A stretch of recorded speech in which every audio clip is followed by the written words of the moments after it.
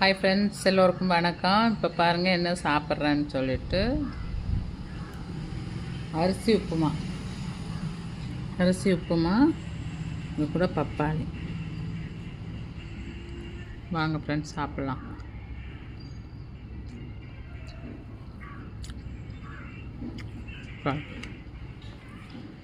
அரிசி உப்புமானா அப்படி இன்னைக்கு தான் ஃபஸ்ட் டைம் செஞ்சுருக்கிறேன்.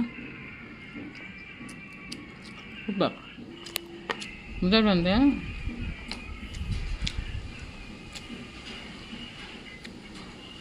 அரிசி ஒரு 2 டம்ளர் எடுத்துட்டு அதுக்கு ஒரு இவ்வளவு உளுந்து, இவ்வளவு கடலைப்பருப்பு, இவ்வளவு துவரம்பருப்பு, கொஞ்சம் மிளகு, 1 ஸ்பூன் மிளகு, 1 ஸ்பூன் ஜீரகம் எல்லாத்தையும் போட்டு நல்லா வறுக்கணும்.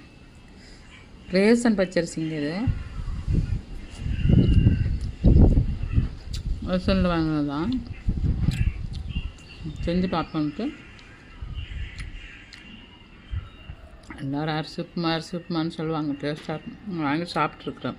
ஃப்ரெண்ட்ஸ் எல்லாம் கொண்டு வருவாங்க. சூப்பராக இருக்கும். நமக்கு செய்ய தெரியாது. சரி,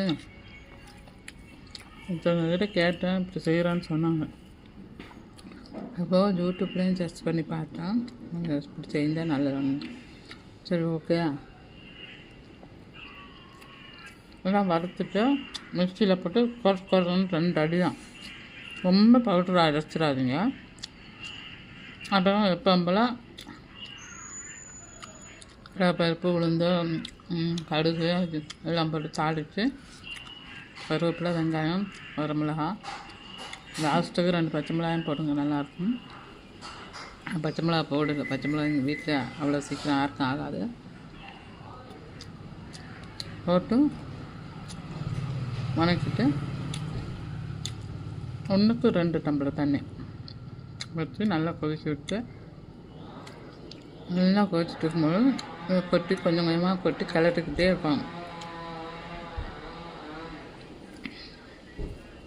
நல்லா சிம்மில் வச்சு கிளறி விட்டுட்டு, நல்லா சிம்மில் வச்சு மூடி வச்சுட்டு, மூடி வைக்கும்போது ஒரு 2 ஸ்பூன் நெய் ஊற்றிடுங்க. அப்புறம் 1/2 மூடி தேங்காய் திருவி வச்சுக்கோங்க. இறக்குறப்ப தேங்காய் போட்டு நல்லா கிளறிட்டு இறக்குங்க. இன்னும் கொஞ்சம் நெய் வேணும்னாலும் ஊற்றிக்கோங்க ஃப்ரெண்ட்ஸ். நல்லாயிருக்கும். ஓகே ஃப்ரெண்ட்ஸ், உங்களுக்கு பிடிச்சிருந்தால் லைக் பண்ணுங்கள், ஷேர் பண்ணுங்கள், கமெண்ட் பண்ணுங்கள். சூப்பராக இருக்கும்.